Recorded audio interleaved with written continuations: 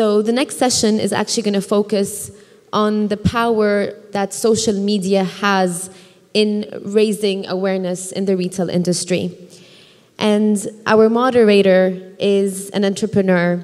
She spearheaded the quick rise of Pink Entropy as one of the leading digital agencies in the Middle East in the last 4 years. With several successful published case studies on her belt and a sought-after voice in the digital, media, and technology space in the region, she's looked upon as one of MENA's top female entrepreneurs. Please put your hands together for Ms. Christine Lassam. And now let me welcome on stage our panelists. Mr. Hani S. Al-Sulaimani, Marketing Director of Hamad Property.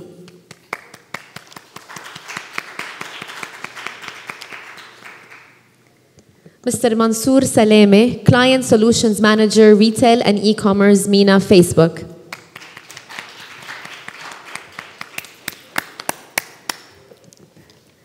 Mr. Matthew King, co-founder of Bamboo. If I'm pronouncing it right. Mr. Matthew Gunnard, CEO of Glambox Middle East.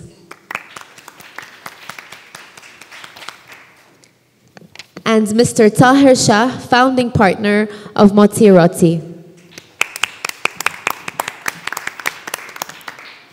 Hello, everybody. We are all excited to be here amongst you. I, together with the rest of the panelists here, will be sharing our 2 cents worth about social media being the new smart and what that really means in today's very, very challenging and demanding business environment. I'm a believer of the holiness of knowing thy audience. My kindergarten teacher ingrained this in me very early on. So I wanted to quickly ask our audience 3.5 questions. How many of you are entrepreneurs here or managing their businesses? Raise your hands. Not a lot? Okay. How many of you are marketing managers? Still a few hands. That's great. What about product or channel managers? Okay, I see a few more hands. How many of you have used social media successfully for your businesses? That's a lot of hands. That's great. What about dismally or with very little results? Okay. Thank you for being the honest one. All right, I think this would be an interesting panel discussion, so let's get started. I don't want to spend too much time introducing myself. The MC has done that really well. I believe that the focus should be about the panel, and I'm super, super excited to be firing up this conversation with you guys. I want to make an introduction about the panelists that are here. Hani Al-Sulaimani, to my left, has clocked 16 years of marketing and communications experience in the Saudi Arabia market. So for those of you who are doing business with Saudi, his insights would be golden. He is currently marketing director for Hamad Property, and prior to that has led mega campaigns for several banking products, including the biggest campaign for SABB, HSBC in Saudi Arabia. Mansour Salame works at Facebook as a client solutions manager for retail and e-commerce. He boasts of an impressive array of accounts he worked with. Amongst them are the best of the best in the region: Souk.com, Namshi, Kareem, Al-Shaya, Al-Tire, and Landmark Groups. Matthew Guinar. Oh, I've skipped Matthew. Okay, so Matthew Guinar.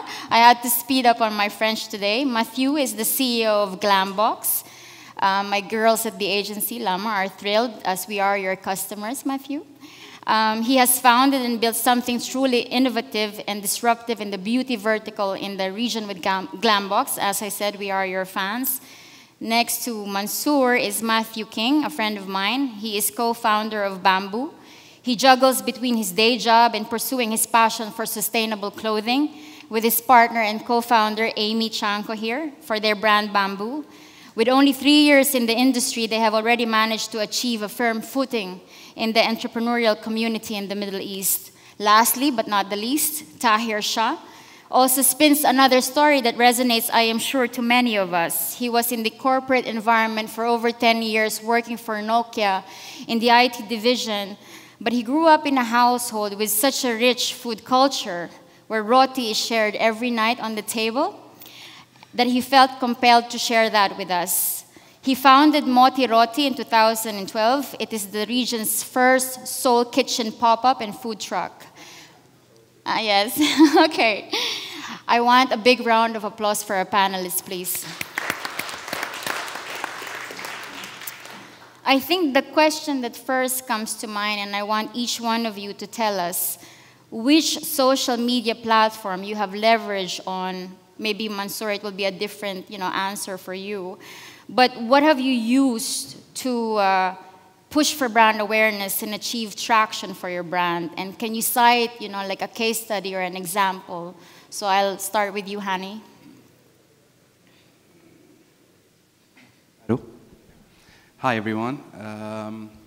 Yeah, in our business, it's a little bit different because Hamad usually, they manage malls, and we have like 23 malls so far. So we treat each mall as a separate identity, and it's a little bit challengeable, but at the end, we learn from each experience, and we implement the experience in the other mall. But mostly, we use like Twitter and Facebook, Instagram, Snapchat so far. But if you were to singularly say one channel proved to be the most efficient in achieving traction for all of your malls, what would that be? I know it's an integrated Twitter. So this Twitter in Saudi Arabia. Okay. Can I have Matthew King's take on that? Say Matt and Matthew. Matt. I'll be Matt. You can Matt be and Matthew. Yeah, exactly. I think for us the key platform has been Instagram. Facebook is there as a for the business side of it, but as the key platform to drive purchase intent. For us, it's all about Instagram, and there's no one particular campaign or series of posts that we've done. It's purely been that as the platform for us to be able to put across, to drive it, to create emotion, to drive that purchase intent. Can you give the audience a bit more context about what business you are running? So for us, it is environmentally eco-conscious apparel, focused around the sustainability and the international accreditations it has. It's not that we leverage on that side of it. It's more that we put it into, so our posts are typically putting it into a context. Okay. And people then can relate to that. And then going beyond that, there is the emotional connection, understanding the sustainability part of it, understanding that accreditation part of it, which then people buy into. Yeah, that's how I see how it works for us, aside from having... So Instagram proved to be the most efficient for you guys. Absolutely, yeah. So it's driving footfall traffic to where you are so people can buy the bamboo shirts. For us, it's driving online. It's driving online purchase. Okay. When we've done activations, when we've done events, when we've been there many times with Moti Roti, yeah, it's helped us to drive footfall to that as well, just having that awareness created from it. Oh, yeah. That's good. Can we pass the mic to Matthew? Hi, certainly. Hi, everybody. First question, if I may, is to check who's familiar with Glambox. Okay. So Glambox is a beauty box. It's a subscription model. On a monthly basis, you receive a selection of beauty products for him and for her. So I guess we have let's say, both of the audience that has been already aware of. So, saying that, 5 years ago, when we started the journey, we looked at the penetration of internet and how to disrupt the model, how to distribute differently the product itself. And we end up with starting with social media, being the most, let's say, dynamic channel to accelerate first our brand awareness, two, to get in contact and with our end consumer, and also to create some brand awareness for our partners, so the beauty brands, footfall also for some of the retailers we're working with. And to give you a number, nowadays we are achieving 45% of our business through our social pages. Okay. Why? Because we mainly create and engage from social media towards, let's say, our different website devices where we are accessible from. The latest one being the app, a native one, and I make a clear difference between the mobile version and the native app. Those two have different role. Also in terms of visibility, brand awareness, conversion, ROI. So yeah, definitely social media has been helping and accelerating our business. I hope I'm not putting you in a corner, but most startups, as you were, like a startup 5 years ago, they have diminishing budgets. The problem that we have today is that we have a great ambition, but not a lot of money to play with.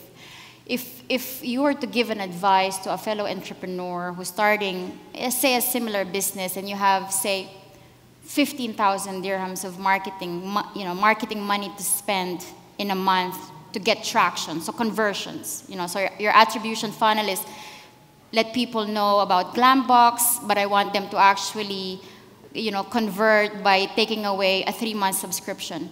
What would you say proved to be the most efficient channel for you? Okay, interesting question. Let's say that at the beginning we try to build our own media, our own, let's say, traffic, meaning what? Organic traffic, it's key.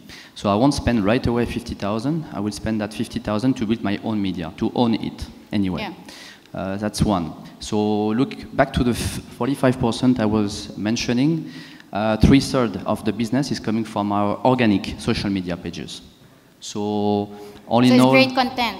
So it's great content telling people about Glambox. Exactly. So it depends. So I can give you some example. If we, let's say, engage with a brand through a competition, then let's say with some hampers to win. So it's a kind of lucky draw at the end of the day. But what do? You ask your existing followers to, let's say, advertise about your own page, your own product. Yes. And if they do it, they have the chance at the end of the day to get this hamper, this price. So this is one, to accelerate your visibility at a very, let's say, little cost, and return of investment is, let's say, times minimum 5. So in terms of generating leads, yeah. That's one. There are many others. I mean, I guess Mansour Facebook will talk about that. You will talk about it. But first, I won't spend it right away putting and bidding on 50,000. No. It's important, and it's part of the marketing mix to do that. It's to have your own media, so you distinguish your own from the paid.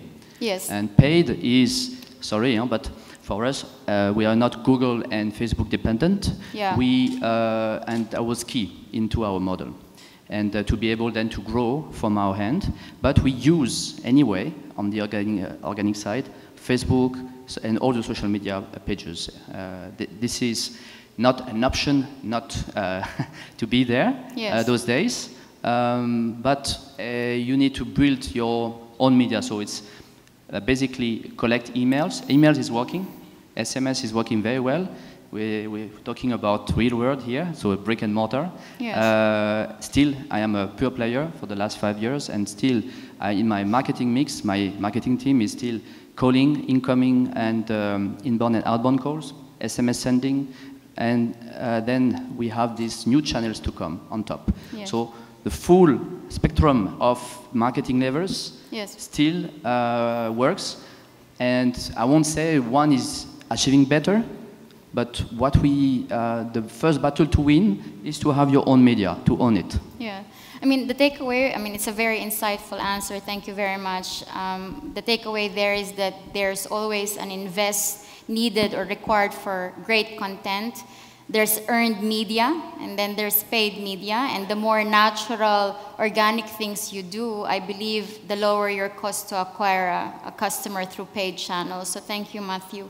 Tahir, what's your thought on the first question? Like, what is the most efficient social media channel you've used for your business? Yo, can you hear me? Yeah. Yes. not so straightforward an answer to say if I'm coming from the food business. Like I would say yesterday it was Facebook and today it's Instagram, and I don't know what to tell you tomorrow. Yeah.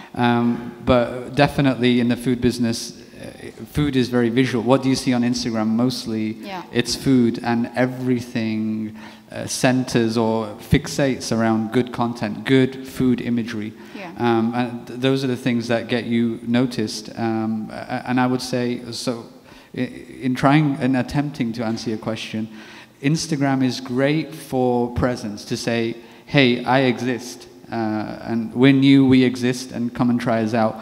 But I couldn't say that there is a way to formulate or track, like, does that convert to sales, or is there a direct correlation to sales?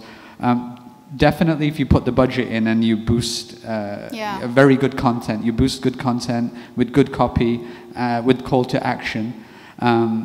Again, you cannot track exactly how many customers came in your shop because of a social media campaign, but you can generally see, my sales spiked in around this time a little bit, and I had a campaign going on around that time, and you can infer that what you had tried is working. But to be honest, I throw a lot of stuff against the wall and see what sticks. Yeah, so experimentation. Definitely. I will come back to a campaign that you've done earlier, Sure. so maybe that will give a bit more on the numbers. Hani, a lot of people think that the online and the physical world of marketing are fragmented or disconnected. Some say that they are very much integrated. What are your thoughts about getting the best out of both channels, seeing that you're managing 23 malls, you're looking after your retailers? So how do you make sure that social media is leveraged wisely so you drive footfall traffic to your malls and to your retailers? I think both of them are complementing each other. Any activation we do or event in the malls to increase the footfall inside the mall, it should be managed in very proper content during the social media, before, during, and after any activation or event. And we have lots of trackers for this results on social media and inside the mall by monitoring the footfalls.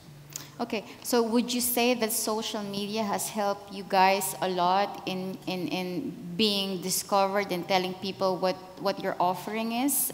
So footfall traffic is there on the weekend when you need it to be? Yes. Categorically? Definitely, yes. Cool. Thank you. Thanks. Mansoor, Facebook has done tremendous progress in allowing businesses to tell their stories in a more compelling way to consumers. Can you give us some quick how-tos to ensure our campaigns convert, that we get the traction or conversions that we are looking for? Sure. So one thing I want to make clear first in the beginning is that Facebook is changing every day, as you notice, right? Yeah. 5 years from today, it was more of a social network. Nowadays, it's a marketing platform for driving your business objectives. And since we are in a retail environment, also Facebook is doing a great job driving omni-channel solutions. So how to deliver good results is actually, I can bucket it under 4 key points. The first one is understanding solutions. And under solutions, you need to understand what objectives to use. At the beginning, you need to start with the business objectives, okay. Right? Yeah. So at the end of the day, if you have 1 million fans, how do you measure its ROI? But if you drive people to buy from your business, whether it's in store or a website or an app, you can measure that, and you'll be able to attribute and have a clear ROI for your channel, right? So start with the right objective.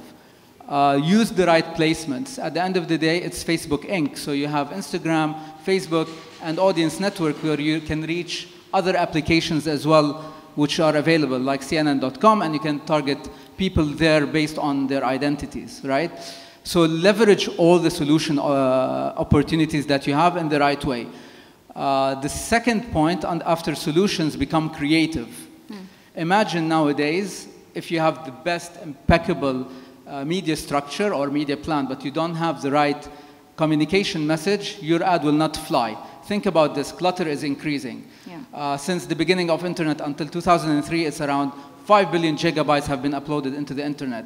Nowadays, it takes 10 minutes to upload the same amount of data. So clutter is huge. Yeah. So how to make your creative stand out better, how to create better thumb-stopping experiences is first being personalized in your creative message. Talk to your people based on what you know about them and what interests them.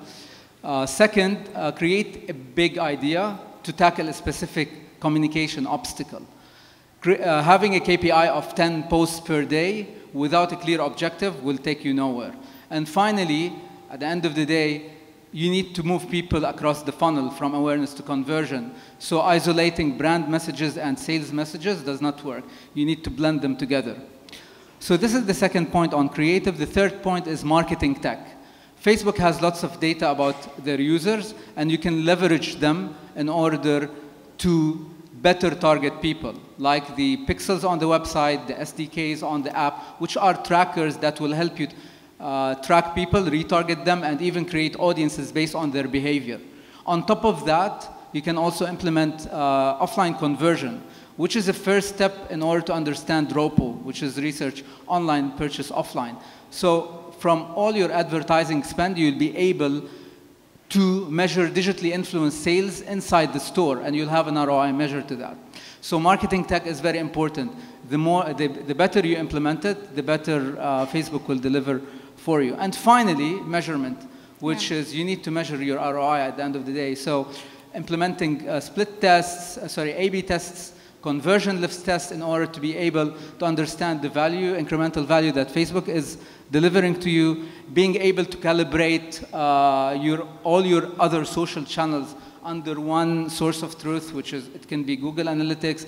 Calibrating it in the right way will be able to help you measure properly and allocate and be able to see where your performance and how to improve your performance. It's not a straightforward answer, but I intentionally wanted to talk about these things in order for you to have an idea of how to successfully run Facebook operations. I mean, it's actually very structured. So my takeaway, correct me if I'm wrong, is that you need to understand the solutions of what Facebook Inc. has to offer. You have many.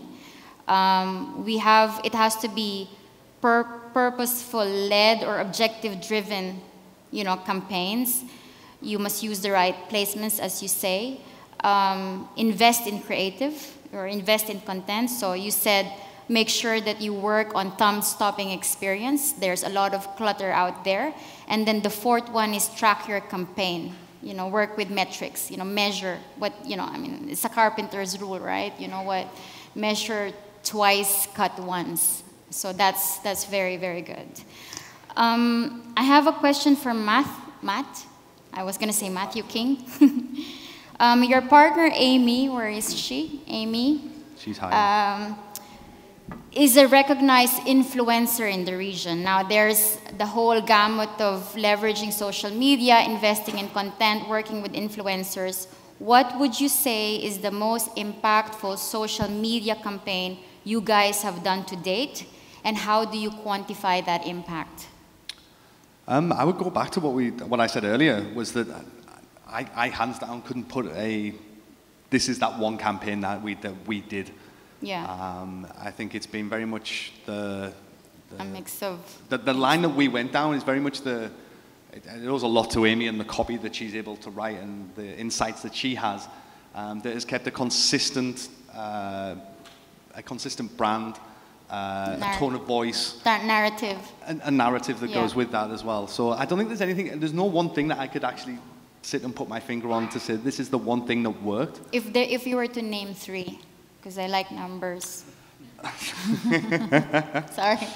If you were to name three, say, I am a local business, I'm an aspiring entrepreneur, I believe so much in sustainable clothing, I have very little budget to work with. What are the three things that you would advise a fellow entrepreneur with a similar ambition, to do, leveraging on social media? Leveraging on social media, okay. Again, it goes back to great content. Yeah. Having to invest in that side of it. We worked with a lot of different photographers. Yes. To create that great content for us. Yeah. Again, it goes back to having being able to produce that great copy. Now, fortunately, we have that resource. Yeah. If we didn't have that resource, it was something that we would have to go out to go and get, and to find a particular personality that had the same kind of brand values that we do. So that is a key component of it. I think it's more, I'm not really sure how to say or what to say with that. How we did it, how we've got our voice out there, how we've got our following. So people believed in you because they identified with what you put out there. Yeah, 100%. We have. I believe that we have the trust, we have the credibility. There's the honesty, the openness of what we talk about, and that's what's helping to drive that, or what has driven it previously. I think going forward, it's going to be slightly different. I mean, we've had the mix of online and offline. That's helped to create both together. But I think going forward, what will change for us? I think it'll be changing more away from, I've said a lot, Instagram is our platform of choice. I think going forward, it'll not be platform dependent. I think it'll be more going down, okay, what is the medium? So for us, I think my personal opinion will be it'll be video rather than what we traditionally just sat on Instagram and, it's a nice picture. Yes, it's great copy. Yes, it drives, it creates emotion, it drives purchase intent. But I think what will be going forward will be video. Yeah, I mean, I share the same sentiment about video. I mean, if you have 3.5 seconds to capture attention, you must deliver value very early. So that's... But then it doesn't matter what the platform is. It takes away the platforms for me. And then you're going out, okay, on different platforms, you have different messages, slightly different tones of voice, etc. But essentially, it will be the video is the driver, then the platforms will be across all. Exactly. Thanks. Tahir, speaking of another impactful social media campaign, can you talk to us about your own hashtag Filling the Blues? This campaign has brought together the new and emerging brands in the food industry. You brought something meaningful to the table. Truly creating social impact. Can you talk about what sparked that idea? Like Matthew said, I want to tell people about my brand and what it stands for. So I invested in content. He heavily invested in content. Fortunately, he had the resource. So, with your Filling the Blues campaign, how did you start? How did you launch it, deployed it, and how did you measure the success? It's a little bit serendipity, a little bit by accident, and a little bit of good fortune. If people don't know what Filling the Blues is, every year, myself, an independent restaurant like me, and a bunch of all the other cool independent restaurants, think of 1762, Kakal Manara, Shakeism, Wingsters, all these guys, we all get together and we take turns giving labourer iftars during Ramadan. Actually, we find a construction site where they're working, where they're actually working at the site, and we go there in the evening, and I'll be like, okay, first day is Moti Roti, second day it's the Wingsters guy, third day it's the Lebanese guy, fourth day it's the pizza guy. It worked because all of us independents, I think the guys here can also substantiate, we all talk, we all gossip, we all hang out together, we network, we share same problems and challenges, so we all know each other. And it's like, hey guys, why don't we okay, I know we're all in competition with each other, but it's Ramadan, our sales are low, we're not doing much in the evening, we all have drivers, we all have cooks.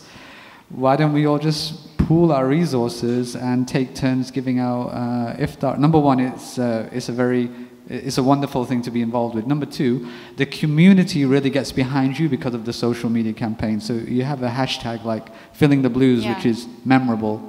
Bloggers jump in, like for example, Masafi Water replies on Twitter saying, we'll give you the water. Barakat Fresh Fruits replies, I'll give you the fresh fruit every day. It's very, it kind of snowballs after that. So it's very highly community driven, highly collaborative, and the social media is a kind of engine. The hashtagging on Instagram and Twitter it's driving, or is the engine behind gluing us all together. It kind of flows naturally. I can't say that there's a key or there's a formula for it. But you didn't have trouble getting yes from your own competition? When you approached them and said, listen, I want to do this, I want to help the, like the community by, launching something meaningful for Ramadan, they all readily said yes. I had to turn people away.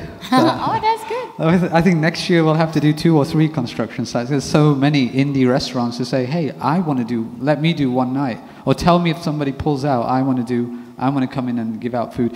I mean, I don't want to be cynical here. I strictly invite hustlers, independents, people who are doing it from scratch. If I invite a big group, if I invite Shake Shack, no offense if anyone from Shake Shack is here, but it might be a little bit commercial, it might be maybe not appropriate, and then they'll put it on their Facebook saying, hey, we help the laborers, and maybe it's a bit cynical of me to say that, but that independents like me, we struggle hard to make our business work, and it's something we very happily get involved with and be a part and give back to the guys building our shops, building our roads and everything. So I think you remind me of what Steve Jobs said back in the 1980s, 6 weeks after he went back to Apple. He said, I'm going to launch a campaign and it's going to involve people who are passionate and have changed the world. These people that you will see in my campaign have never before engaged in any advertising except now with Apple. And he actually said on the podium, I approached Yoko Ono and I said, I want to launch an advertising campaign for Apple that said, think different.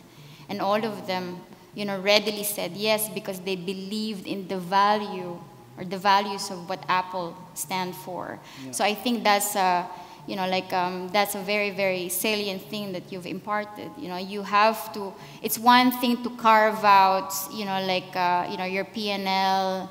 It's another thing to say we have to know what we stand for as a business, and that's the story we put out there on all of the channels that are available for us. So thanks for that insight. Matthew, I hope I'm pronouncing your name right. I'd like to go back and discuss more about metrics. You mentioned earlier that 45% of the sales or the conversions for Glambox you can attribute to social media.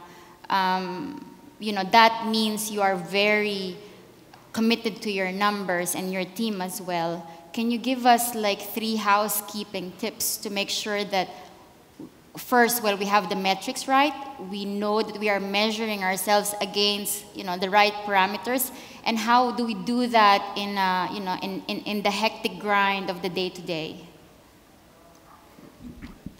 I'm taking creative liberty now. Well, there's no rocket science behind what I'm going to tell you. Basically, we use Google Analytics to drive our business. So it's free of charge access that we have still after 5 years. So it allows you to drive your business and look at any, let's say, campaign you're running on different devices. It's really easy to implement, easy to use on a daily basis. It's important for you first to set your own KPIs. First KPI that we have been looking at is satisfaction of our customers.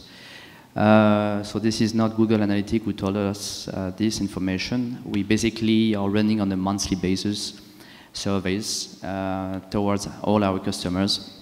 Why? Because our first pillar is to serve with an excellent, let's say, execution our customer. So till the doorstep, when we knock at the door and say, this is Glambox, we need to have this full, let's say, satisfaction happening. So one is to look at the satisfaction rate of your customer. So we have been measuring that.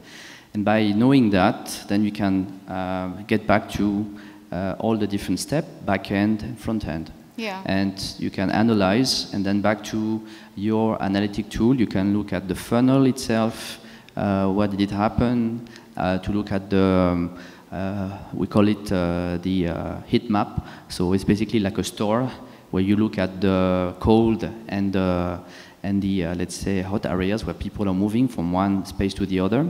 You try to make it even smoother in terms of user experience. So this is another like KPI. Yeah. So UX and UI. So UI is user interface, UX is user experience. Yeah. So the mix of the two, at the end of the day, will better, let's say, your conversion rate, the experience people will have on your website. Then they will tend to speak more about you, saying it's easy, fast, try it on. And then for the backend, we've been working a lot on with our partners.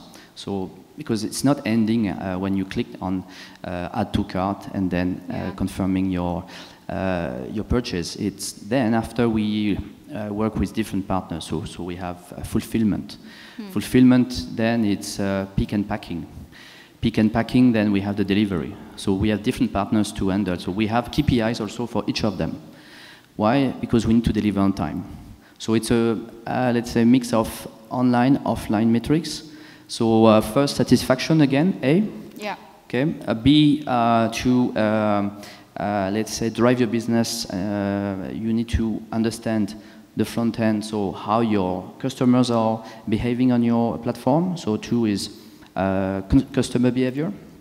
And 3 is, I would say, a mix of A/B testing also, because even after 5 years, we are still building and our business and reinventing ourselves.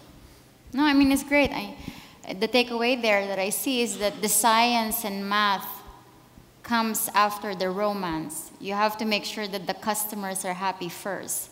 Then you go back to the drawing board and tweak to make sure that the experience is right, the math checks out. So, you know, that's great. Mansoor, can you cite, I mean, you have, like I said, an impressive roster of accounts in the retail and e-commerce business that you've handled. Can you cite some compelling case studies of how Facebook and Instagram today, because it has evolved, you know, from when Kareem first started and used it 5 years ago, you know, how do you run, you did the 4 points, what were you going to add to make sure that we know what the success factors are in the case studies that you've handled? All right. One case study I would like to talk about, and it's very relevant to retail, is for Landmark Group. Anybody here in the room from Landmark Group? No? So they have a concept called Max, and it's one of the leading apparel retailers. It has over 300 stores in the region. What we wanted to do with them is to help them understand the value of Facebook, since 70% of their total marketing spend is on traditional media and 30% of it is on digital, and they want to have a better understanding of their ROI from Facebook. So at the time, we have launched our offline conversion API solution. And what does this allow you is to be able to measure digitally influenced sales inside the store. So any advertising that you run in Facebook, you will be able to tag to it a specific ROI. I'll explain a bit how does it work. So in order for it to work, you need to have a people identifier, whether it's a loyalty card program or whether you take the details of the customers online, in the store, and then you feed it to your CRM.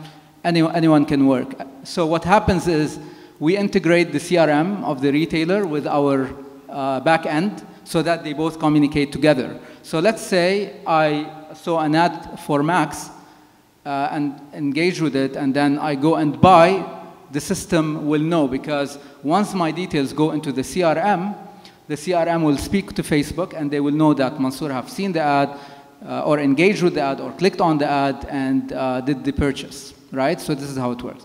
So we did this exercise with Max, so they have a strong online presence already. Yeah. We ran the campaign over a period of 3 weeks with a good creative, highlighting an offer of 20%. And we targeted their loyalty program members, which is the Shukran membership card. And we ran it for a period of three weeks, just pushing people to buy, whether in the store and online. The result was very impressive. They were able to have an omni-channel view of their ROI from Facebook. So for that campaign, it attributed 2,500 sales on their online channels and 25,000 sales transactions inside their stores. And they were able to get a measure comparing, so they were able to know what is the value of Facebook compared to their how they previously measured. So the answer was 26x times higher ROI versus what they have measured before. So the key success metric here is their ability to be able to measure digitally influenced sales in the store and be able to attribute better an ROI to Facebook. So it's the integration of their microsystem, one microsystem from Max with Facebook that allowed you to measure really well. Definitely. Cut data well. Thank you, Mansoor. Hani, Saudi Arabia has some pretty astonishing numbers in terms of social media usage. Can you tell us firstly how, I know you said Twitter earlier, how Hamat has leveraged this to run campaigns, and retail is a challenging environment right now, right, globally. What were your pain points in your marketing mix, and how did you address or solve them? Okay, it's true that I said Twitter in the beginning, but I have a good example for using Snapchat on one of our campaigns for the first time. Okay. It's a very, I like the experience very much. We found that guy who was credible, with the high credibility. An influencer? Influencer, okay. Yeah.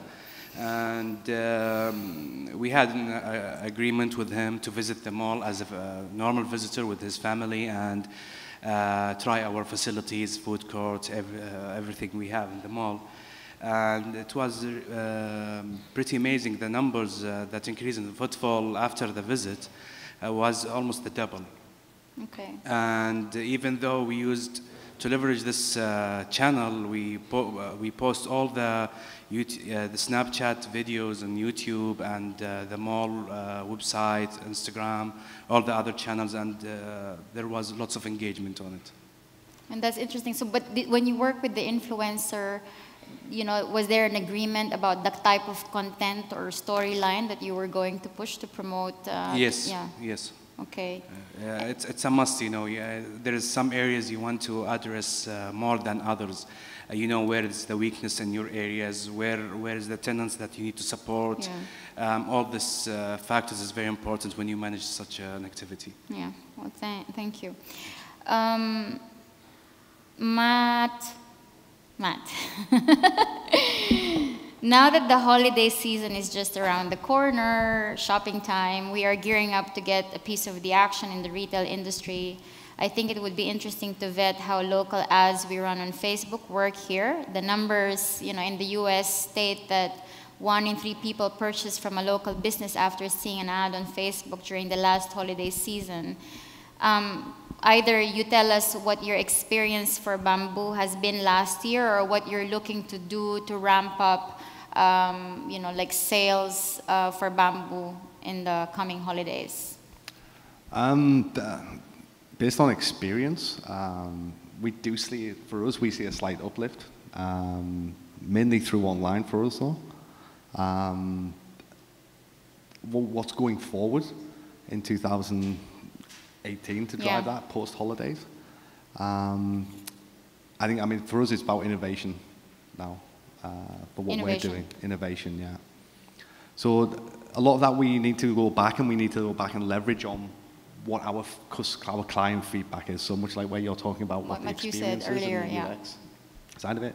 It's much about, we get a lot more, I think, more personal conversations, more direct interactions with our consumers. So leveraging on that as to what they want to see, what they want to be, what they want to learn more about, what they want to know, and that'll drive it for us. So we have a lot more direct interaction, I would say, which will be, again, it's different for me than for where you guys sit from where you sit. Yeah. But yeah, that's what it'll be for us. So you see what the customers are looking for, carve out the next set of messaging, probably invest on more video content and push it out there. And it also works in how we position the product also.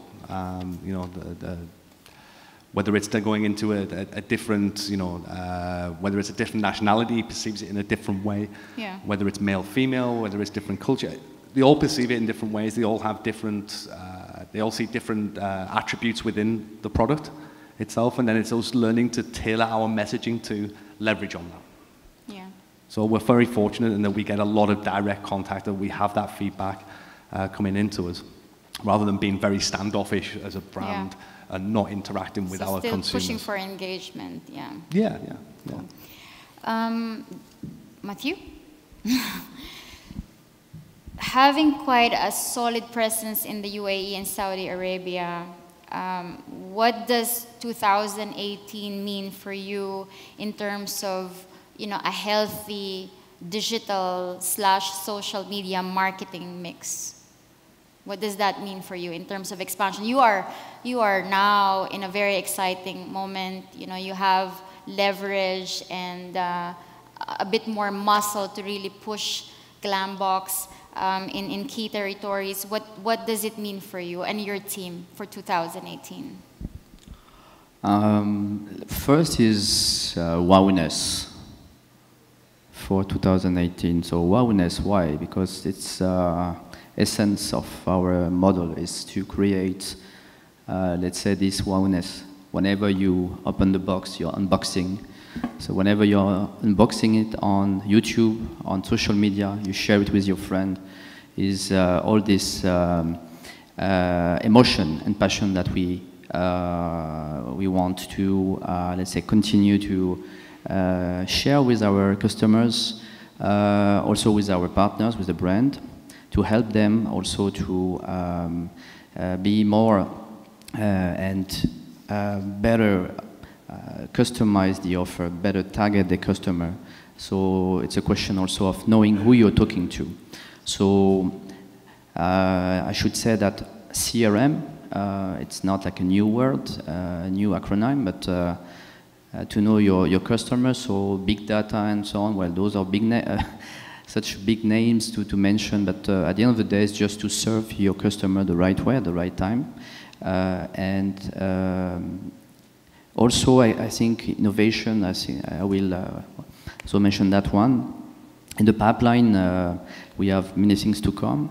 The latest, let's say, social media test we have been running is a few days back. We have been doing our first Facebook Live. Okay, that's not new. Huh? Yeah. But to come to that step, we have been waiting and making sure that we were first able again to have our people satisfied, happy, and step by step to build like this strong relationship with our customer, and then say, okay, now we're ready to do it.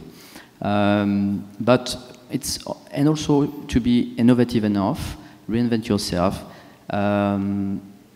meaning also being able to think out of the box, out of the comfort zone, always. So every day we're facing new ways of addressing the customer.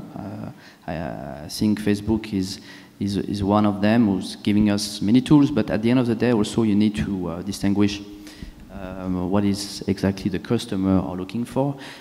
Even though 50% of them here in the region are connected to social media, even though the largest consumption of video in the world is happening in KSA, in UAE, even though, and I mean, I can keep continuing with those very large numbers happening, but at the end of the day, look at what the results are.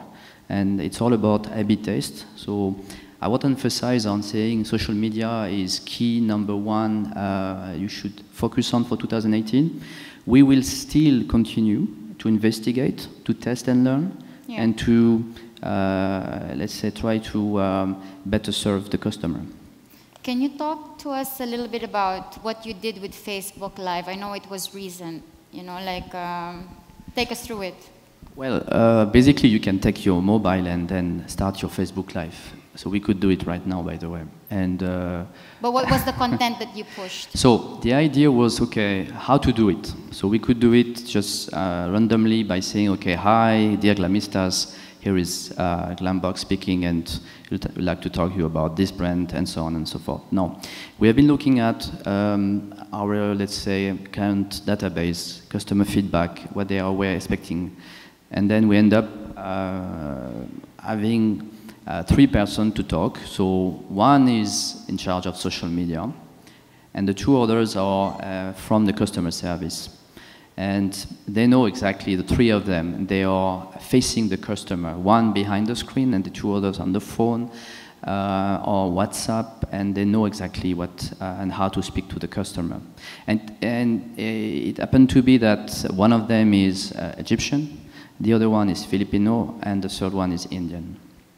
So, and they are representing, let's say, the large majority of our customer, and I guess this is how we look at it, and to use the media as itself, but also to create this link. So it's a learning curve, I have to say. We didn't achieve like zillions of followers or viewers, but step by step we are building this experience. Yeah. I guess we will keep going. And the last one is Instagram. No, if we are only focusing on, again, social media, because there are many other things to test. I think we have been testing a lot here. But Instagram also is offering now a platform where you can by yourself bid on a daily basis, yeah, and test and learn by yourself without going through an agency.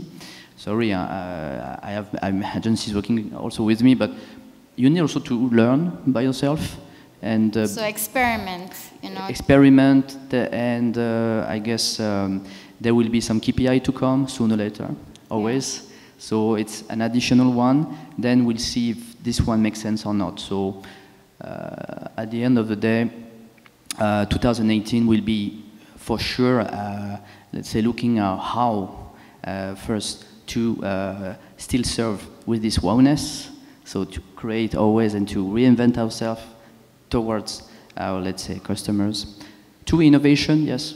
So keep going on, yeah, testing, and three, definitely trying to meet their satisfaction. It's all about the customer, in fact. Yeah, I like that. I like that a lot. Can I ask the same question to Tahir? I know that you've had to turn away, like, partners, you know, or co-collaborators in your Filling the Blues campaign. So what are you likely to do differently for 2018? You know, like, leveraging social media. You mean for Filling the Blues or for Moti Roti? Could be Filling the Blues, could be something entirely different. I mean, I think we always have to stay current and know what do Facebook, Instagram, Snapchat, what do they all offer now? Yeah. What are the kids doing now? Where are they spending most of their time now? I think it's up to us to always be aware of what's the best way to reach people at any given time. So next year, I would like to know what the habits of people are. For Filling the Blues, I haven't really thought that far ahead, to be very frank with you, but definitely we would love to do more. We played a little bit with the stories this time, with Snapchat and Insta stories, because you get a chance to let people who are not there participate by seeing, this laborer dude has a name, and you know, he's not just a laborer, he just wants to say something. Like, some of them don't really care about getting the food, for example. They're like, we love that someone came to visit us, like a guest. We saw a face today and it's pretty cool, someone came to see me. You record the guy saying that, you translate it, you post it out. That kind of content, I think, especially during Ramadan, when people are attuned to more that receptive, kind of, yeah, right. So definitely we would try more things like that. For the restaurant, I mean, you know what's the best thing about social media is that you can invent anything. And I think all of us, me included, we're guilty of sometimes copying what the popular guys do. I mean, Facebook is replete with the same flat lays, the same food with, you know, a bit of messy. We all do it, but you can invent anything, and you know, maybe an idea that works specific to your story or specific to your brand. I had an idea actually, and you can take it if you want. I don't think it's that good, but I like it. It's cool. It's okay. I was gonna do something called Haters Night, and all the guys who gave me shit reviews, I'd invite them all for one night. And say, look, I'm going to invite you, and I'm going to persuade you, I'm going to change your mind. And you know, they would snap a story, and they say, you know, and they give a review there and then say, no, the guy turned it around. No, the food's still shit. You know, whatever. But, you know, it'll be hashtag haters night. But you're so, this is your chance to be so experimental, so inventive. Different. And I always remind myself I am so guilty many times of panicking and pandering to a wider audience when I should just concentrate on my specific target audience who want my food. I don't have to run after, you know, some dude from, I don't know, Hong Kong who doesn't know anything about Pakistani food. Yeah. So at least I hope that there's something I wanted to impart. No, that's great. They hate us because they ain't us. You know, it was from a James Franco movie. So that's a good idea. I have one question for all the panelists. Do we have time for a Q&A? No. No, okay, fine. That's really unfortunate. But one question. If you were to impart one golden nugget of wisdom in one sentence, what would that be? I know they hate us because they ain't us, Tahir. No, but honey, what is the golden nugget of wisdom in one sentence for you, leveraging social media? One sentence. It's like a fast talk. I have nothing in mind, really. Okay, can I come back to you? Tahir, what about you? I start with you. One golden nugget of wisdom. I don't know if it's golden, silver maybe, but I would say don't be Shakespeare. So sometimes people are in love with what they write under the picture or with the content. And you might write a paragraph and you'll think, wow, that's beautifully written. You know, Wordsworth would be proud of me. But no one cares. They just look at the picture and then they flick to the next one. No one's reading it. So your copy has to be short, punchy, to the point. Deliver value early. So, yes, deliver value early. Deliver value early. It's a nanosecond, that attention span. You got to grab it. Yeah. Matthew, one sentence? Less is more. I like that. Dieter Rams. Matt? Sorry. Thank you, Matthew. Mine would be that people buy on emotion, but then justify with the head later. So it doesn't matter what the price point is, people will buy first. They'll buy with the heart. That resonates with all of the women here, They buy with the heart I'm first, sure. afterwards then they'll justify it, the numbers in their head later. Yeah. Mansoor?